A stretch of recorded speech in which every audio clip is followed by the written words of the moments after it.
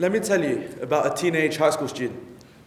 As a young person, he was difficult to deal with. His teachers found him hard to deal with. He was told by his teachers he was too stupid to learn anything. He was easily distracted, and he wasn't incapable. He was just interested in the world around him and how it worked. Because of this and his criticism from his school, he left school at a young age, tried to get a job, got that job, got fired from that job, then got another job, got fired from that job too because he was not productive enough.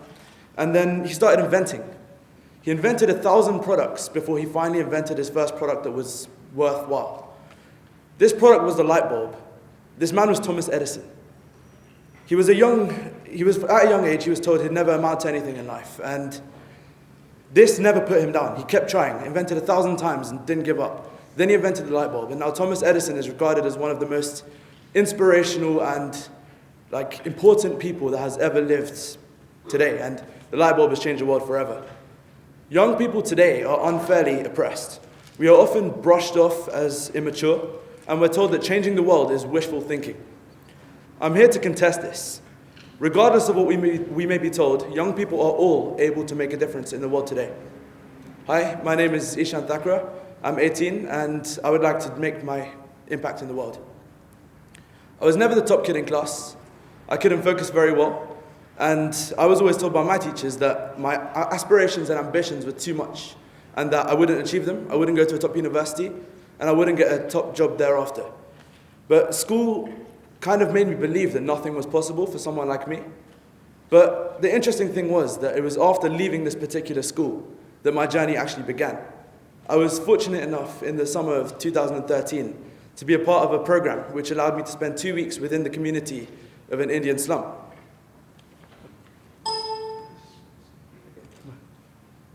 Yeah, these are some pictures from my time in 2013.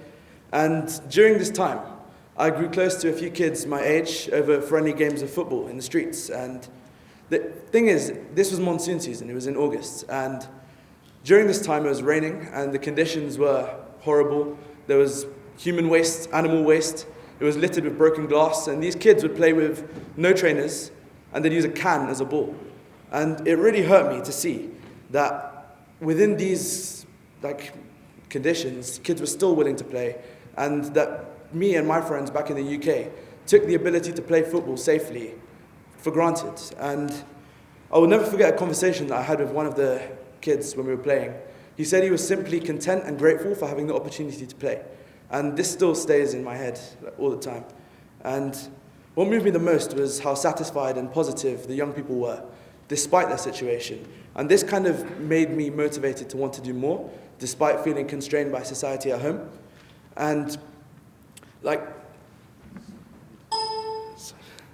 it kind of felt surreal because I hadn't seen this other side of life. And I kind of lived in a sheltered world back home, and I didn't know what suffering was like. And I remember coming home and speaking to my best friends, and we were walking down Piccadilly, and we were talking about why young people are the most influential and we have the most potential to make a change in the world. And we were talking about ideas, but then while walking down the street, I saw a homeless man sitting on the side. And this is when it actually started to resonate with me that there's suffering in our own city too.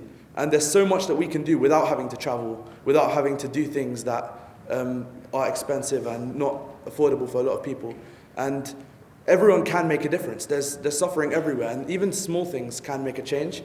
And I truly started to believe that it is possible for young people to make long-term, impactful change in the world. And then it was after this point that I spoke to my best friends and we had a chat and we thought, what can we do as young people with limited resources to actually make a change? And this was when the Youth Project was born.